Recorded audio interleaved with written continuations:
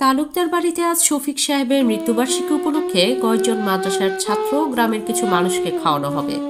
প্রতি বছর এই দিনে তালুকদার বাড়িতে গরিব দুঃখী মানুষকে খাওয়ানো হয়। যতদিন ইনায়ার নানু বেঁচে ছিলেন, উনি তার স্বামীর আত্মার মাগফিরাত কামনার জন্য তার মৃত্যুবার্ষিকীর দিন অনুষ্ঠান করতেন। এরপর থেকে বৃদ্ধাশ্রমের মহিলারা এই দিনের গ্রামের মানুষ সহ গরিব দুঃখীদের খাওয়ায়। আজ ইনায়া আর অরণ্য আছে বলে আরো সুন্দর আর বড় করে অনুষ্ঠান করা হচ্ছে। বৃদ্ধাশ্রমের সকলে এখন বাড়ির সদর দরজায় বসে দুপুরের রান্নার জন্য তরকারি কাটাকুটি করছে, আর বাড়ির গিন্নির মতো রান্নাঘরে রান্না করছে ইনায়া। ছোটবেলা থেকে ইনায়া রান্না করতে পারে, কিন্তু পড়াশোনা আর বিজনেস দুইটা একসাথে সামলাতে হতো দেখে সে সারাদিন বিজি থাকতো। আর অরুণা বেগম ইনায়াকে কখনো রান্নাঘরে যেতে দেয়নি। চৌধুরী বাড়ির সকল রান্না অরুণা বেগম করেন, তবে ইনায়া সব রান্নাই করতে পারে, আর তার রান্না করা খাবার যথেষ্ট সুস্বাদু হয়। বাড়ির সকলে তাদের কাজে বিজি এখন। অরণ্য সকলের খাওয়া দাওয়ার বিষয়টা দেখছে। প্রচুর গরম পড়েছে। কালকে বৃষ্টির পর আজ রোদের তীব্রতা দ্বিগুণ হয়ে গেছে। বাহিরে রোদের মধ্যে অরণ্য সব কাজ করে টায়ার্ড হয়ে গেছে, যার জন্য সে বিশ্রাম নিতে ভেতরে আসে। সদর দরজায় কাজ করা কয়েকজন বৃদ্ধ মহিলাকে ইনায়ার কথা জিজ্ঞেস করে। তারা বলে ইনায়া রান্নাঘরে রান্না করছে। অরণ্য সেখানে যায়। রান্নাঘরে গিয়ে দেখে ইনায়া কোমরে কাপড় গুজে পাক্কা রাঁধুনির মতো রান্না করছে। বিয়ের পর আজ প্রথম ইনায়াকে রান্নাঘরে যেতে দেখেছে অরণ্য। রান্নাঘরে গরমে ইনায়ার শরীর দিয়ে ঘাম ঝরে পড়ছে, কপালে বিন্দু বিন্দু ঘাম জমা হয়েছে। বাহিরে যা রোদ, তারপরও গ্রামের রান্নাঘর খড়ি দিয়ে রান্না করতে হয়, যার কারণে ইনায়ার আরো বেশি গরম করছে। তবুও সে রান্না করে যাচ্ছে। তবে অরণ্য ইনায়াকে রেখে সবসময়ের মতো মুগ্ধ হয়ে যায়। প্রেমে পড়লে মনে হয় ভালোবাসার মানুষকে সকল পরিস্থিতিতেই সুন্দর লাগে। অরণ্য ঠোঁটে হাসি বজায় রেখে রান্নাঘরে ইনায়ার কাছে যায়। ইনায়ার পেছনে দাঁড়িয়ে ওর বেঁধে রাখা খোপা করা চুল ছেড়ে দেয়। রান্না করার মধ্যে হঠাৎ করে চুল খুলে যাওয়ার কারণে ইনায়ার যথেষ্ট বিরক্ত হয়। এমনি গরমের মধ্যে রান্না করছে, এখন চুলের কারণে আরো বেশি গরম করছে। ইনায়া যখন রান্না করা রেখে তার চুল বাঁধতে যাবে, তখন অনুভব করে তার পিছনে একজন দাঁড়িয়ে রয়েছে। ইনায়া পেছনে ঘুরে দেখে অরণ্য সেখানে দাঁড়িয়ে রয়েছে। তার ঠোঁটে মুচকি হাসি।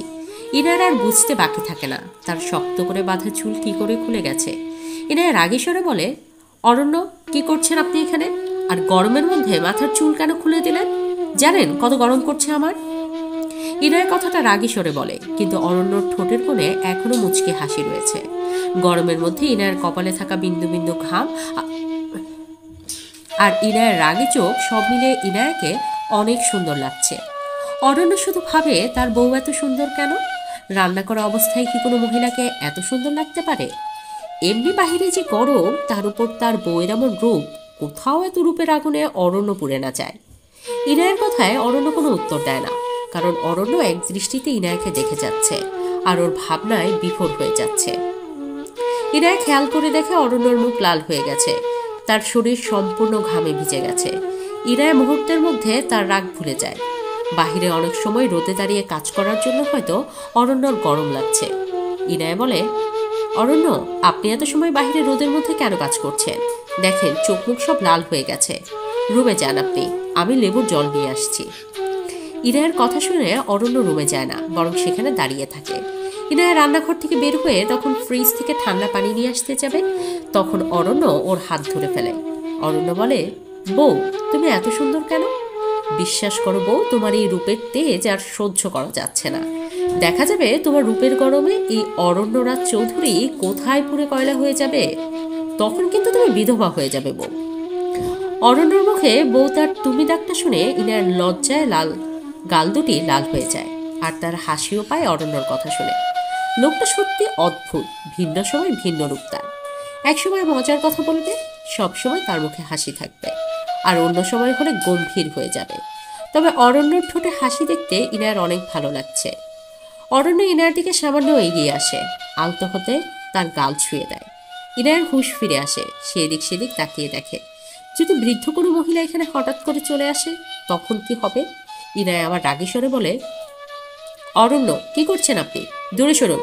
বাড়িতে কত মানুষ, কেউ যদি রান্নাঘরে চলে আসে তখন কি হবে? সো হোয়াট ইনায়া, বউ হন আপনি আমার। বিয়ের পর জামাইবাবু একটু রোম্যান্স করবে সেটা স্বাভাবিক বিষয়। অনন্যর কথা শুনে ইনায়া বলে, এইটা আপনার রুম নয়, রান্নাঘর।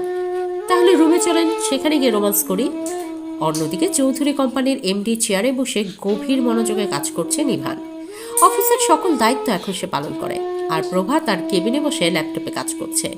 প্রভাকে সে তার পার্সোনাল অ্যাসিস্ট্যান্ট হিসেবে নিয়োগ করছে, কারণ অফিসে আর কোনো পোস্ট খালি ছিল না। প্রভা ল্যাপটপে কিছু কাজ করছে, ইভান তার মনোযোগ কাগজের উপর থেকে সরিয়ে সামনের দিকে তাকায়। ইভানের চোখ যায় প্রভার দিকে। প্রভা কাজ করে যাচ্ছে, তার দিকে যে ইভান তাকিয়ে রয়েছে সেই বিষয়ে তার কোনো খেয়াল নেই। ইভান এক দৃষ্টিতে প্রভার দিকে দেখতে থাকে। মেয়েটা অনেক সুন্দরী, তবে তার ইনায়ের চেয়ে কম। তার ইনায়া কথাটা বলতে গিয়ে ইভান দীর্ঘশ্বাস ফেলে। এতদিনে হয়তো ইনায়া অরণ্যকে ভালোবেসে ফেলেছে। অবশ্য স্বামী হয় তার, একদিন তো প্রেমে পড়বে। ইভান তার ভুলের কারণে ইনায়াকে হারিয়ে ফেলেছে। ছোটবেলা থেকে জীবনের সবকিছু সে পেয়েছে, শুধু ইনায়াকে ছাড়া। এই জীবনে ইনায়া ছাড়া অন্য কাউকে ভালোবাসতে পারবে কিনা তা ইভান জানে।